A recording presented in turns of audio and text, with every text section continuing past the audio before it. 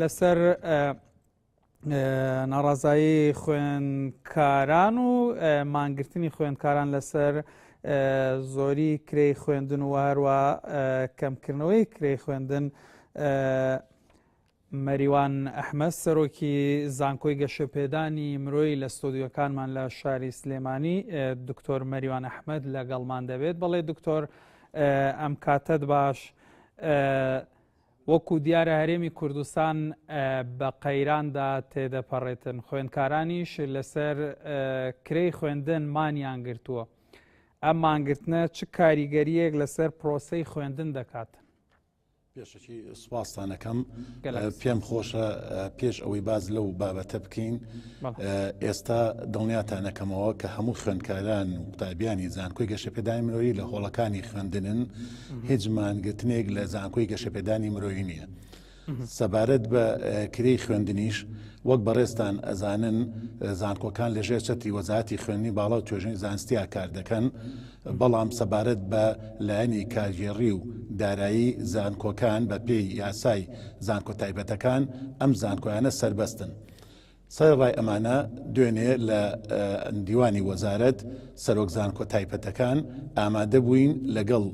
بەڕێز وەزیری خوێندنی باڵا و توێژنەی زانستی و ئامادەبوونی بەڕێزان ئەندامانی پەرلەمان لە لیژنەی پەروەردە و خوێندنی باڵا، هەندێک لەو ئەندامانە بەڕێزانش ئامادە بوون. گفتوگۆ لەسەر ئەو کارەکرا لە کۆتاییدا بڕیارەکە بەوە بوو کە بۆ پەیمانگا تایبەتەکان لە سەدا لە کرێی خوێندن کەم بکرێتەوە و بۆ زانکۆ تایبەتەکانیش لە سەدا 15 کەم بکرێتەوە. باشە، تا چەند خوێندکاران بەو بڕیارە ڕازیم بە تایبەتی خوێندکارانی زانکۆی گەشەپێدانی مرۆیی؟ ئەگەر باز زانکۆی گەشەپێدانی مرۆیی بێ، وەک ئاماژەم پێکرد تەنانەت لە ئەو کۆنگرە ڕۆژنامانی کە دوێنێ ئەنجامدرا ئەندامانی پەرلەمان جەختیان لەسەر ئەوە کردوانێ کە زانکۆکان هەڵدەستن بەو کەمکردنەوەیە، ئەمە وەک کارێک کە خۆیان پێی هەڵدەستن، ئەجینا هیچ بنەمایەکی یاسایینی ئیجباری زانکۆ تایبەتەکان کا بەو کارە. ئێمە وەکو زانکۆی گەشەپێدانی مرۆیی حەزەکەم ئەو ڕاستی بۆ جەنابەت بڵێم کە لە نرخی خوێندندا کەمترین نرخی خوێندنمان هەیە و خوێندکارانی ئێمە کاتێک لەلایەن وەزارەتەوە لە سەدا 15 دیاری کرا بۆ سەرجەم زانکۆکان، ئێمە وەک سەرۆکی زانکۆ کە ئامادە بووین، سەردانی بەڕێز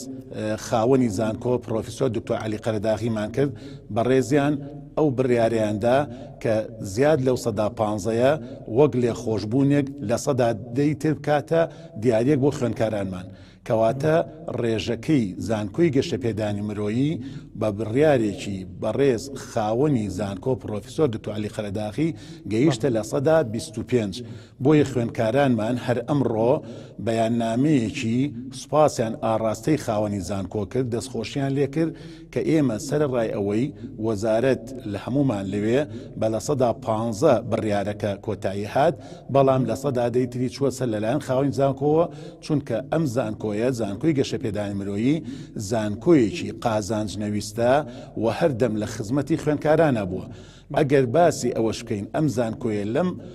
لە ساڵی 2010 کە دامەزراوە تا ئەمڕۆ ژمارەیەکی زۆر لە لێخۆشببوونی بۆ سەرجەم خوێندکاران بە ئەنجام گەیاندووە لە بارودۆخێکی ئاوا قەیراناوی کە هەمومان بەداخەوانێ ئەڕواینە وەزعەکە کە ئەبینین ئەبێ یارمەتی دەربین بۆ خوێندکارانمان، ئەو بڕیارەی خاوەنی زانکۆ کارێکی گەورەیە. باشە دکتۆر، ئەو بڕیارەی کەمکردنەوەی لە سەدا 15 بۆ زانکۆکان، ینی ئەندامانی پەرلەمانەوانی کە جەنابەت باس کرد لە لیژنەی پەروەردە و خوێندنی باڵا بەشداربوون، ئەوانیش هاوڕابوون لەگەڵەوەی کە لە سەدا 15 کەم بکرێتەوە؟ وەک بەڕێستانە زان و ئاماژەم پێکرد ئەم بڕیارە خۆویستانە بوو لەلایەن زانکۆکانەوە، چونکە وەک ئەندامی پەرلەمان دکتۆرە ڕێواز ئاماژەی بێکرد لە کۆنگرە ڕۆژناوەکە کە لایەنێکی یاسایی نییە ئیجباری زانکۆکان بەوە بەڵام زانکۆکان بۆ خۆیان ئەو لە سەدا 15 هەموو لایەک بەو بڕیارە کۆتایی هات وەکو زانکۆی گەشەپێدانی مرۆیی ئێمە کە ئەمەمان کردووە ئەوە بڕیارێکی لێخۆشبوونە کە خاوەنی زانکۆ داوێتی چونکە ئەگەر ئەم چەند ساڵی تەمەنی زانکۆ وەرگری بۆ شەهیدان و هەروەها بۆ خوێندکارانی کەم دەرامەد بۆ خوێندکارانی سەرکەوتوو بە پلەی یەکەم و دووەم و سێم یا باڵایان هێنابێت لە تاقیکردنەوەکانی کۆتاییانە زانکۆ بڕی زۆر لە لێخۆشببوونی کردو ئەمە سەر ڕای ئەوەی نزیکەی 180 خوێندکاری سووری لە زانکۆی گەشەپێدان بۆ مای 4 ساڵ بە بڕیاری خاوەنی زانکۆ دەخوێنن ئەمە سەر ڕای ئەوەی کە ئەم زانکۆیە لە تەمەنیدا چەندها کاری زانستی گەورەی ئەنجام داوە بەڵام لەو لاشەوانێ ئاگاداری ئەوە بووە کە خوێندکارانی کەم دەرامەت و خوێندکارانی سەرکەوتوو و هەروەها بتوانێت یارمەتی دەرێکی باش بێ بە تایبەت لەم بارودۆخەی ئەمڕۆی کوردستانمان کە پیاتێ بەردەبێت. باشە دکتۆر ینی هیچ ئومێدێکی کە هەیە نرخ لەوەی کە ئێستا هەیە هێشتان کەمتر بکرێتەوە؟ ئەم بڕیارە کە وەک باسمان کرد هەموو زانکۆکان لەوێ ئەو بڕیارە کە دەرچوو ئێستا هەر زانکۆیەک کە دەست پێشخەری بکە کارێکی گەورەی و دەستخۆشی لێکرێ ئێمە هەر لەلایەن وەزارەتەوانێ ئەمڕۆ لە بەرنامەکەی NRTیا کە تایبەت بوو بەو بابەتە دەستخۆشیمان لێکرا و ئێمە لە ڕاستیە ئەمە بەکارێکی گەورە ئەزانین کە بتوانین خزمەتی پرۆسەی خوێندن بکەین هەر زانکۆیەکی دیش ئەو کارە بکات دەستخۆشی لێەکەین بەڵام ئەبێ ئەوەش بزانین کە زانکۆکان بۆ خۆیان پەیڕۆ و پرۆگرامی خۆیانیان هەیە کاری خۆیانیان هەیە هەندێک زانکۆ لەوانەیە نەتوانێت ئەو کارە بکە ئەوە ئەگەڕێتەوە بۆ خودی زانکۆکە بەڵام ئێمە وەک زانکۆی گەشەپێدانی مرۆیی بە هەنگاوێکی گەورەمانزانی خاوەنی زانکۆ خۆی ئەو پێشنیازەی کرد کە سەر ڕای لە سەدا 15 لە سەدا دەیتریش بۆ زانکۆ ببێتە دیاری زانکۆ بیداتە خوێندکارەکان